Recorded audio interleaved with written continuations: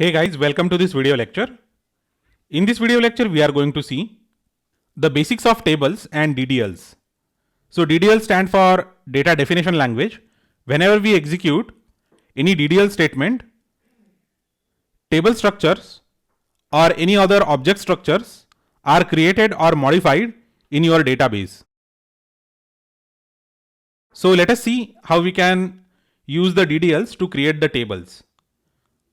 So the tables are the mechanism through which databases store records. Records are nothing but the rows in the table, and columns in the table are the fields of those records. So you can compare a record with an object, and you can compare table with a class or a structure.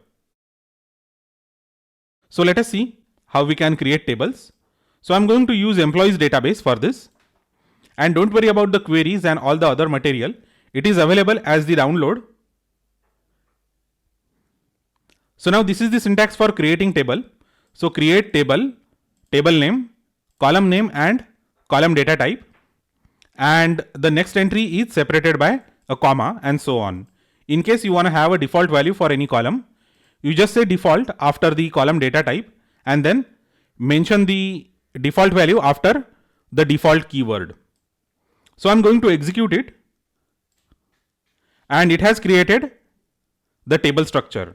Now if I'm going to re-execute this query, it is going to throw an error saying that table already exists. So now if I go ahead and say show tables, this will be visible in the list of tables. See here, performance records. And if I try to query this, it is going to return an empty data set only with the list of columns. Okay. I can even describe it, and it is going to return us the structure of the table.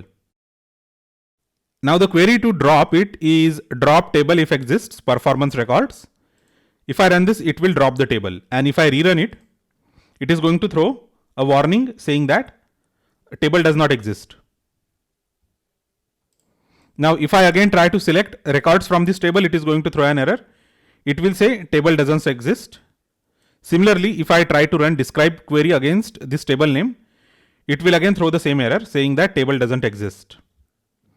Now if you want to see the list of all the data types in detail, then you can just visit this particular URL. This URL is also mentioned in the downloadable PDF, so don't worry about it.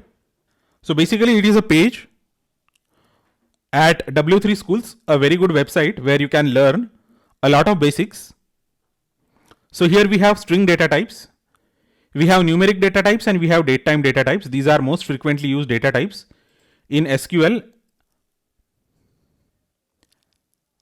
Now I am going to recreate the table by running the query. Okay, and I can even rename the table. See, this is the rename query. Rename table performance records to performance records backup. So it is going to create a backup. Okay, and it is going to rename the original table structure as performance records backup.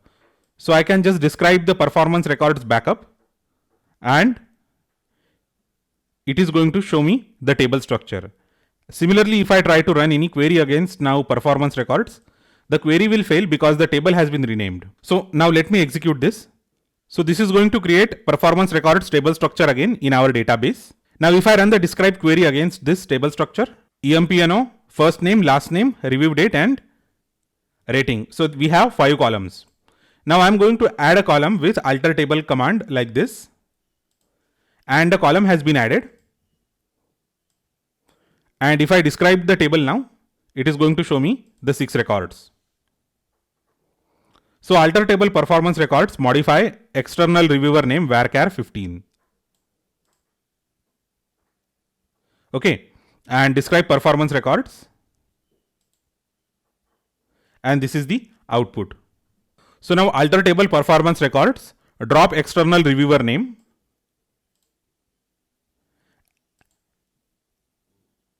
And it is going to drop that particular column in the database. Finally, we can drop the original table as well as the backup table with this command. So this is how we can create the table. We can alter the column, we can modify the column, and we can drop the column, and we can also drop the table in the database. So thanks a lot for watching this video lecture. Don't worry about the queries and the URL. All of them are available in the downloadable section as a PDF for this video lecture. Thanks a lot once again, and I will see you next time.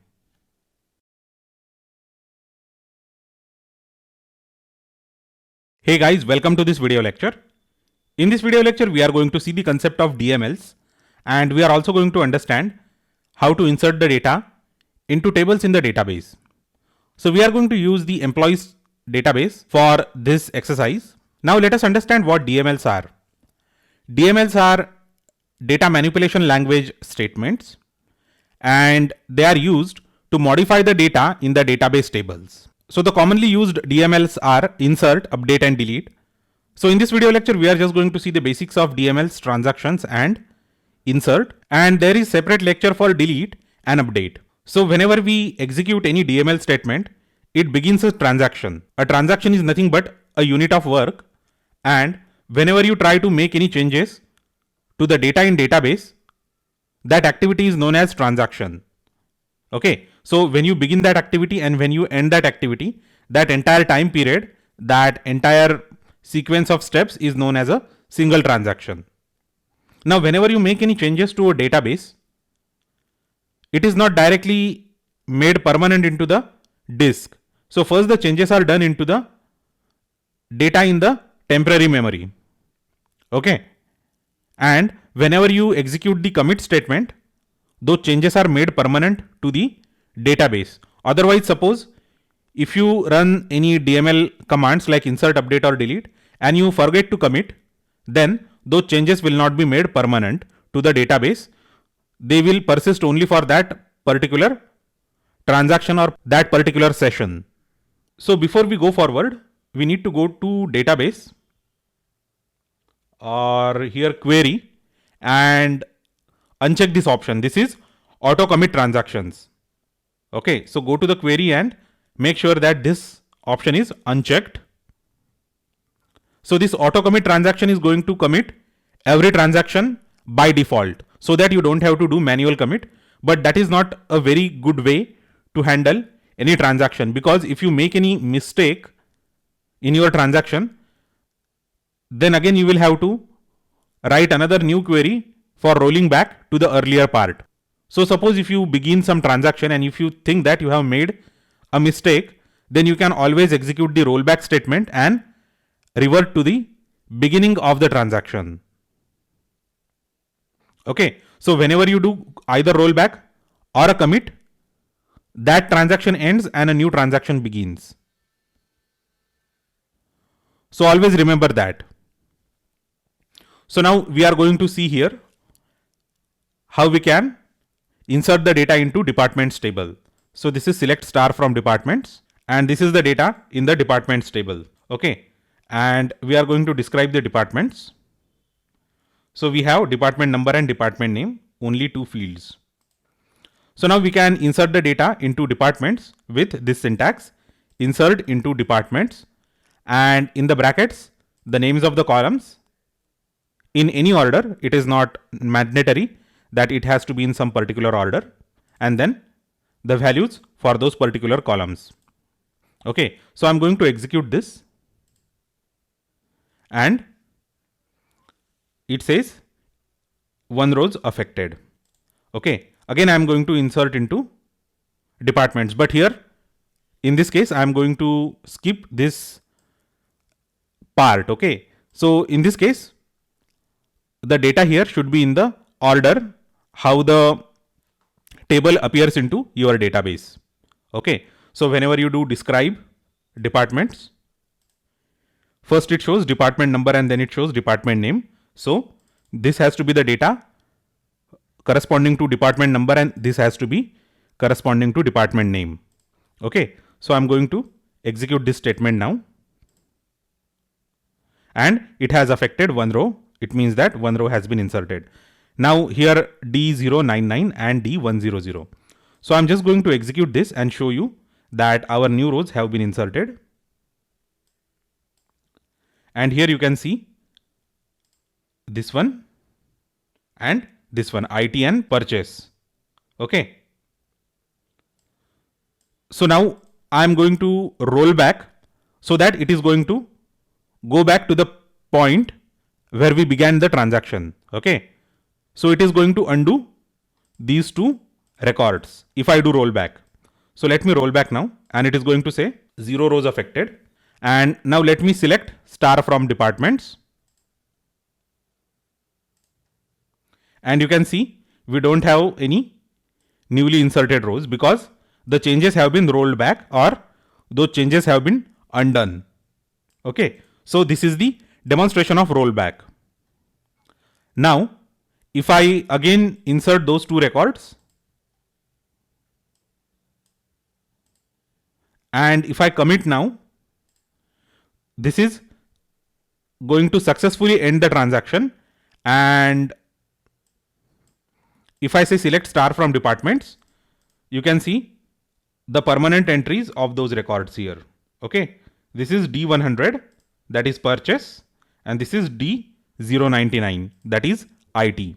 Now, even if I execute rollback now, it is not going to affect because we have already executed the commit statement. So let me see where is the rollback statement. Okay. So here we have the rollback statement. And if I execute rollback, it is not going to affect our data set that is already there. Okay. So here D099 IT is there as it is, and D100 purchase is also there as it is. So understand the difference between the earlier execution and this execution of rollback. So when I executed the rollback statement earlier, I hadn't committed the data. Now in this case, I have committed the data. That's why rollback doesn't have any effect, because whenever you do rollback or commit,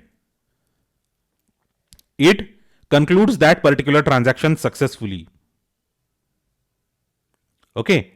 And whenever you do commit, the changes that you make into the database, they are permanent unless you make the changes once again. So this is how we can initiate the transaction. We can finish the transaction with rollback or commit.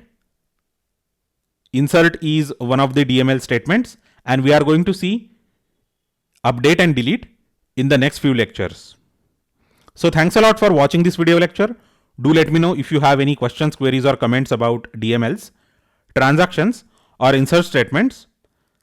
Thanks a lot once again, and I will see you next time.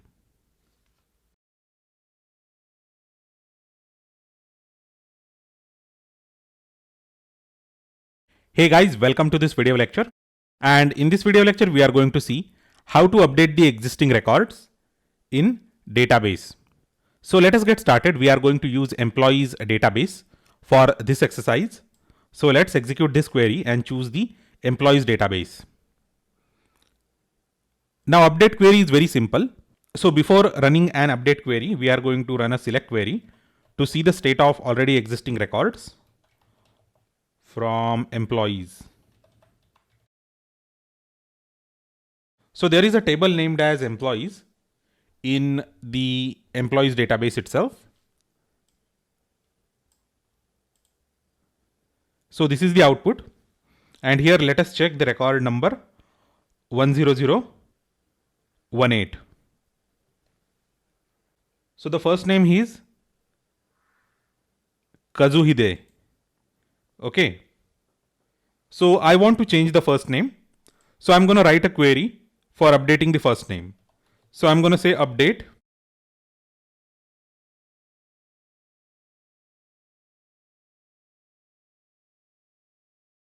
employees set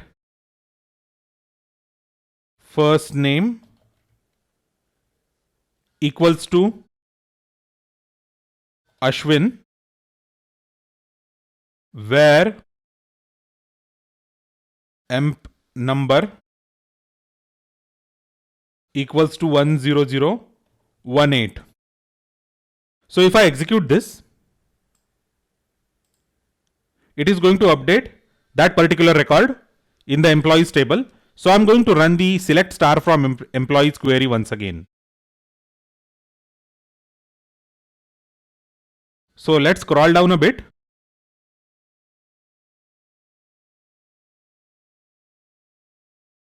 And here the first name has been updated to Ashwin. Similarly, we can even update multiple rows.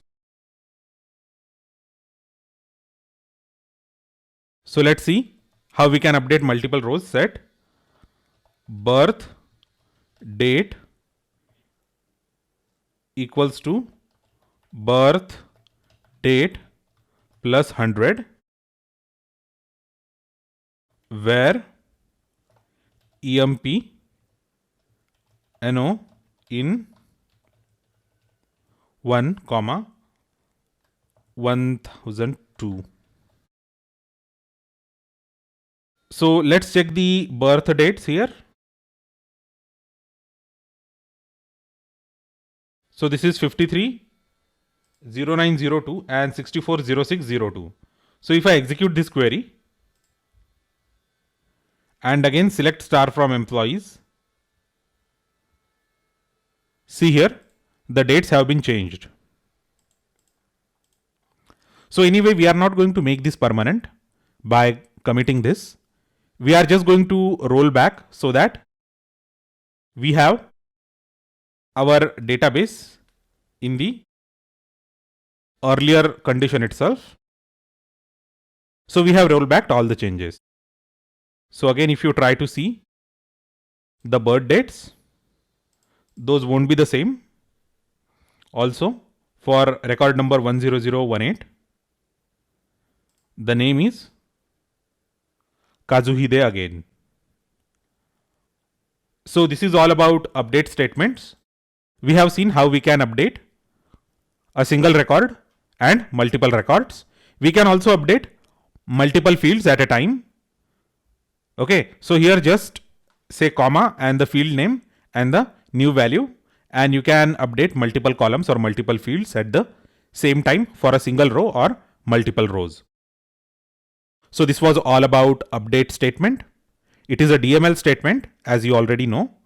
DML stands for data manipulation language. So do let me know if you have any question, query or comment about this video lecture. Thanks a lot for watching this video lecture, and I will see you next time.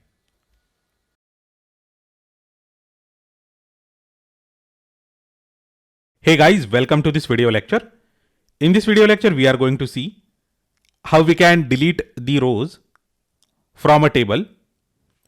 So we are going to use employees database for this, and we are going to use employees table for our exercise.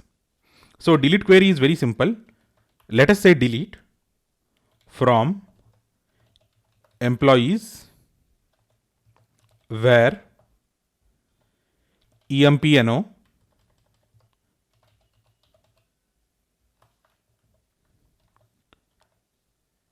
equals to 10004. So we know that delete query is a type of DML command. So it is going to delete this particular record from the table. So if I say select star from employees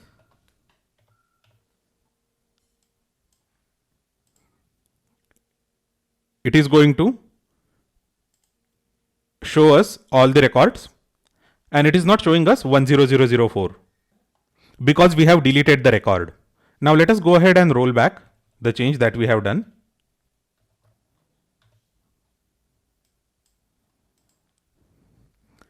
And if I say select star from employees, it is going to show us that record again.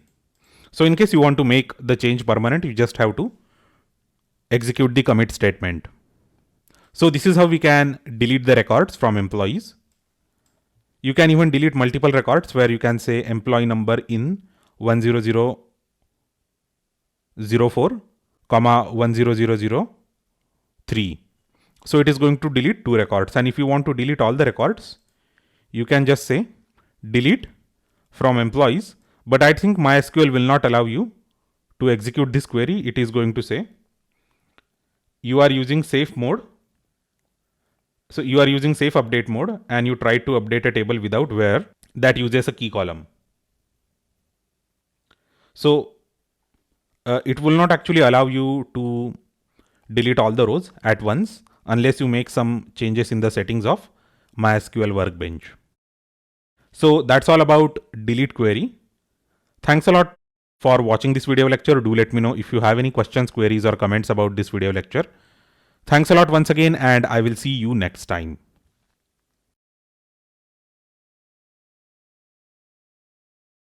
Hey guys, welcome to this video lecture. In this video lecture, we are going to see a DDL operation known as truncate. So we are going to use titles table for our exercise. So we have already seen the operation delete. Delete is used for deleting one or more rows from a table. We know that delete is a DML command, and whenever you are going to roll back, the changes that we have made to the table using delete will be lost. Okay, and all the changes will be undone. But truncate is a DDL command whenever you are going to execute truncate. And if you try to execute rollback after that, you are not going to get your database in the original state. So by default, truncate is an auto commit command. So I'm just going to go to the query and let us disable the auto commit. Okay, so it is already disabled. So truncate is for deleting all the records from a table. So let us see how we can execute truncate on a particular table. Select star from titles. And if I execute this, it is going to show me all the records from titles. Now let's say truncate table titles. And if I execute this, okay, it says 0 rows affected, but if you try to see, it does not return any row. Okay, now I am going to try to roll back. Let me execute this and it says 0 rows affected. Okay, now if I'm going to say select star from titles, still the table is going to have 0 rows because by default this query is auto commit. It's a DDL command. Okay, this is not a DML command. Even though we are touching the data, this is not a DML command. So remember the difference. Many times in the interviews, they ask you if truncate is a DDL or DML command, then you should be able to say that truncate is a DDL command, and you should also be able to quote the reason because it is auto commit by nature. It is a DDL command. So this is all about truncate. Thanks a lot for watching this video lecture. Do let me know if you have any questions, queries, or comments. Thanks a lot once again, and I will see you next time.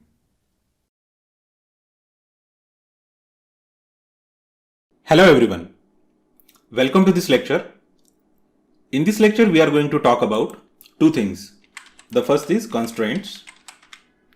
Okay, and the second thing is primary key. So let us get started. So we know the dictionary meaning of the term constraints. So constraints are nothing but the limitations on anything. So when I say that I have some constraint on me, it means that this is my limitation. So even database has got the constraints. So it means that these are the constraints or the limitation related to the data storage or some activity on the database. So basically there are 5 types of constraints on database. So the very first constraint is a primary key. So let us try to understand what a primary key is. So I know that all of you must have been students at some point in your life. So whenever you are studying in an organized environment like a school or a university or a college or a technical college, then you are assigned with a roll number or student ID. So if you are studying in a school, then you will be assigned a roll number.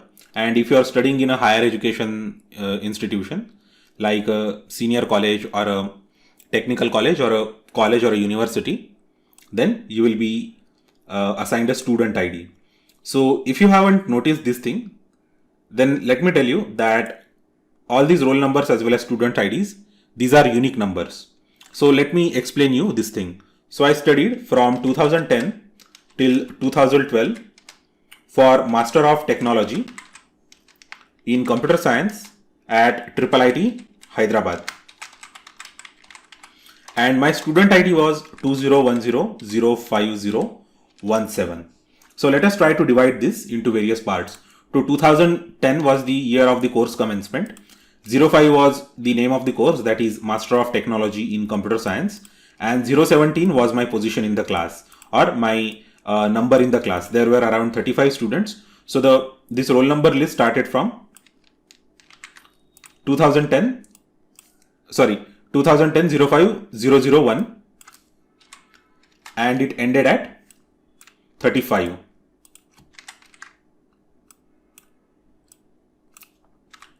So now there were, as I told you, there were like around 35 students in my class, and the person who got admitted before me, he was also in the 17th position in his class, or there were like many people in his class, 35 students in his class, but he had the another unique number. He had 2009 05 017, and the person who got admitted after me had got roll number 2011. I mean, the person who got admitted a year after me was 017. So these all were the classes with multiple students, and there were actually all the people who had the 17th index number, but still all these numbers were different because this student got admitted in 2009 and this student got admitted in 2011. Now, if you try to go to the institute where I studied, or the university where I studied, that is the IIIT Hyderabad, and if you try to search the database of this institute, everything related to me, okay, is linked to this number. So this number has got my grades, which are pretty bad anyway. It has got the details of my hostel allotment and my performance and the job offers I held after college. Okay, also my graduation date. So all these records can be found if you search the college database with this number. So this sort of number is known as the identification number, or primary identification number, or unique identification number. So in database we have something similar. Okay, so that thing is known as primary key. So if you go for your if you go and check for your national registry, you are going to find various unique identifications numbers allotted to you. So you will have a passport number, which I'm pretty sure it is a unique number because every passport has got a unique identification number. Then your license number, your driving license, driving permit number, okay, and other things like your tax details or tax number. So all these details, they are unique, okay, and you really don't have to worry about like someone will share the passport number same as you, or someone will have the same driving permit number as you. These are all unique identification numbers, and by querying your national databases on these numbers, they can find out the information about you if someone has that sort of authority. Even your bank account numbers for a particular bank, okay, for bank, okay, bank numbers, account number for particular banks, they are unique. Okay, so all these real life databases, they have the concept of unique identification number. Similarly, the relational databases management systems also have the concept of the unique identification number, and that unique identification number is always a primary key. That primary key always has to be unique and not null, because it really does not make sense to have null as a primary key, because you cannot equate null with anything, and the key has to be unique, otherwise there will be a lot of confusion. If many people have got the same key, or many people share the unique identification number, then it will be very difficult for the person who is operating that database to understand what record or what data belongs to whom. So primary key always has to be unique and not null. So this is all about constraints and primary key. In the next video lecture, we are going to see how to implement this unique and not null constraint, that is primary key, on a table in the database. So I hope that you understood the concept of constraints, and one of the constraints, that is primary key. Thanks a lot for watching my video lecture. See you in the next video lecture.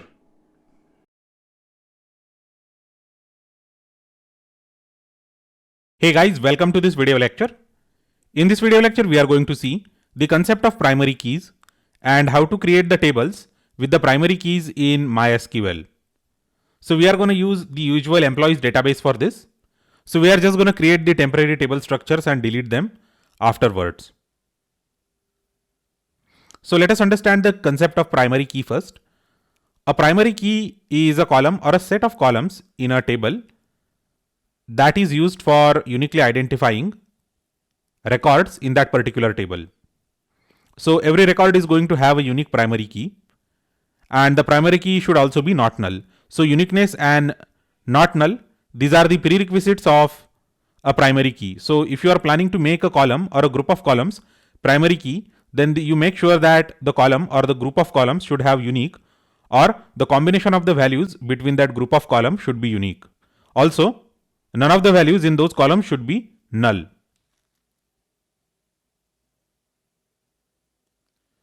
So thus we can have not null and unique primary keys. So we can enforce this primary key as a constraint on a particular table by creating a primary key or declaring a column a primary key. So now this is the very first example. So here we are creating the test1 table, and we are going to make test column 1 as a primary key. So I'm just going to select this entire query and execute it. And it has created a table test1 where test column 1 is a primary key. So let me execute it, and here you can see under the key columns it says PRI for this table. So now let us drop this table and let us create a primary key. Okay, so earlier we were defining this at the level of column. Here we are defining this primary key at the level of table, and we are able to give a name to this key. So I'm just going to select this entire query and execute it. So before we proceed forward, you see this query carefully. So here, once the list of all the columns is over, we are mentioning constraint myPK, which is the name of the primary key, and keyword primary key, and in the brackets we are saying test column 1. So now let us describe this test1, and the result will be similar. So now let us go ahead and drop this. So here the example is almost similar, except that we have the table level primary key and multiple columns are the part of that particular key. So I'm gonna execute this, and here we have these two columns for primary key. So let us drop that table test1. So now let us see how we can create primary key after we create the table. So here we are creating the plain table, and there is no primary key for this. So this is the describe command, and there is no primary key for this. So we can just alter table test1 add constraint myPK primary key test column 1 comma test column 2. So if I execute this, it is going to create a primary key known as myPK on test column 1 and test column 2. So if I say describe test1, it is going to show that these two columns are the part of the key. And if I say drop table test1, it is going to drop the table. So let's have a small review of this entire video lecture. So here we saw the concept of primary key, how to create primary key, how to create table level primary key, and how to create column level primary key. how we can explicitly give a name to a primary key and how to add multiple columns to a primary key. And we also saw in the end how to create a plain table and then add primary key afterwards. So you just execute these queries, create a table with primary key and try to insert duplicate records into the primary key and see what happens. So that is going to be your exercise for this video lecture. So thanks a lot for watching this video lecture and I will see you next time.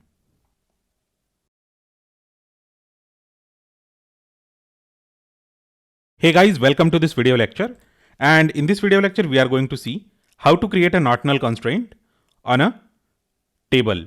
So not null constraint is a constraint that does not allow any column or any row in that particular column where that not null is there to have any sort of null value. Okay, so let us see the syntax for that. Create table test1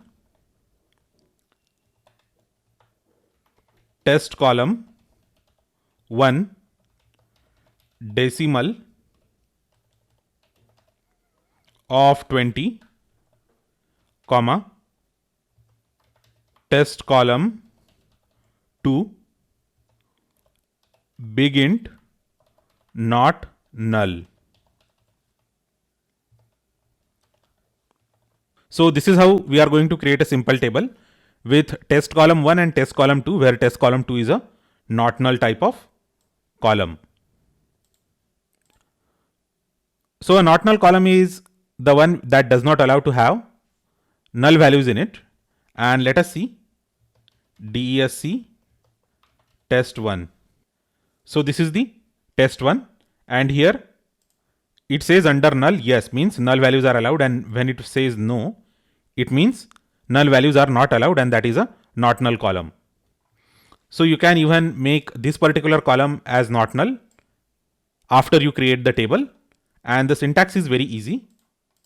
Okay, so if you have already created a table with multiple columns and you want to turn a column into not null, you just say alter table test1 modify test column 1 decimal 20 not null. So I'm just going to go ahead and execute this query and it has altered the table, and let us see. Yes, both the columns are not null columns now, and I'm simply gonna drop the table because its utility is done and we want to reuse the name.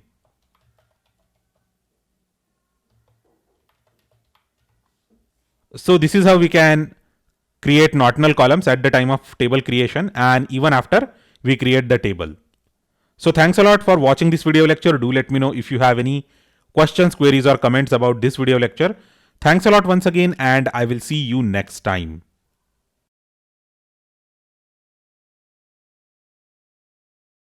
Hello everyone, welcome to this video lecture. In this video lecture, we are going to see the meaning of unique constraint.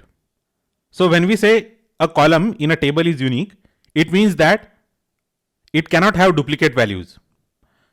Unique column can have null values, but all the other values in that column must be unique. And when we say a group of columns are combinedly called as a unique, then it means that the combination of the values in those columns should be unique, and those columns can also have combination of null with non-null values. So in this video lecture, we are going to see how to create unique constraint at the time of table creation and afterwards. So here we have an example of column level unique constraint. So here this column is unique. So this is the column name, data type, and it is followed by the keyword unique. And this is the table level unique constraint. Here you can explicitly name that constraint. So here we can say after the list of columns, constraint name, unique, and the list of columns. So if you mention only one column, only that particular column is going to be unique. And if you are going to mention multiple columns, then the combination of that column is going to have unique constraint on it. So I'm going to select it and execute it, and let us see what happens. So if I just say describe test1, okay. So it says it has got unique key. And now we are going to see how to create a unique constraint after the table is created. So while creating this table, there was no constraint on this test column 3. So we are just going to create a unique constraint. So the syntax is very simple: alter table test1, add constraint, constraint name, unique, and column or the list of columns, and it is going to create the unique constraint. So if you try to describe it, you will be able to see that it is unique. Okay, and now we are going to drop the table to keep our database clean. So there is a small exercise for you. I have told you already that whenever there is a unique constraint on a column or a group of column, then the value in that column or the combination of values in those group of columns should always be unique. So try to insert duplicate values and let me know what happens. So thanks a lot for watching this video lecture. Do let me know if you have any questions, queries, or comments. Try to solve the exercise. Thanks a lot once again, and I will see you next time.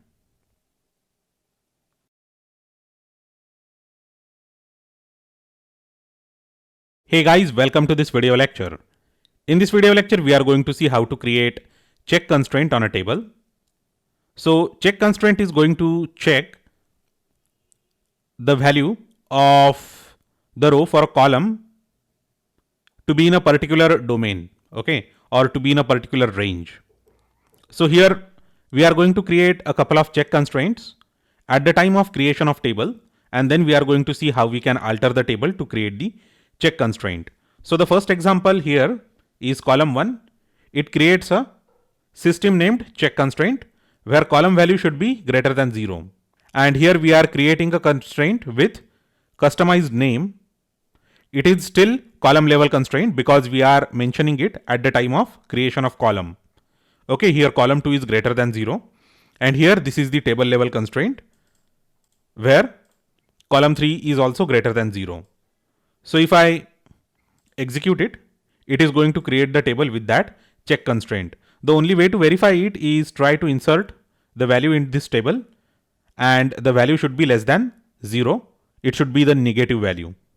Okay, or it could also be 0 because the condition is greater than 0.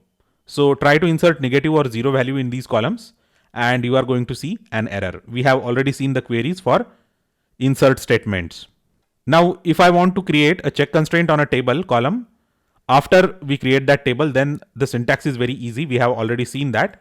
Alter table, test1, add constraint, constraint name, check, and the column name and the constraint. Okay, so it is greater than 0. So I'm just going to execute it and it is going to create the check constraint. Okay, so this is how we can create the table level as well as column level check constraint at the time of creation of table and after we create the table. So thanks a lot for watching this video lecture. Do let me know if you have any question, query, or comments about this video lecture. Thanks a lot once again, and I will see you next time.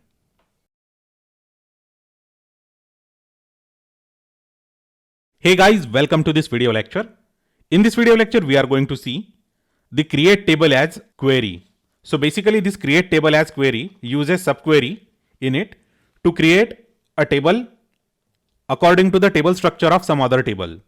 So let us see how we can use it. So the query is create table employees backup as select star from employees. Okay, so if I'm going to execute this, it is going to create a table employees backup. So the query is still running. We will have to wait for some time before it finishes the execution because there are so many rows in that. So if I'm going to say DESC employees backup, then it is going to have the same table structure as employees table. And I can also say select star from employees backup.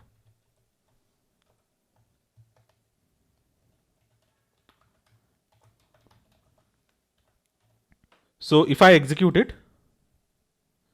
it is going to show us the records. So basically this create table as or CTAS query creates a table with the same table structure and it copies the data of original table into newly created table. So this is a very important query that uses subquery because this is actually a subquery, right? You can even add some where condition into this and it will work fine. So thanks a lot for watching this video lecture. Do let me know if you have any questions, queries or comments about this video lecture. Thanks a lot once again and I will see you next time.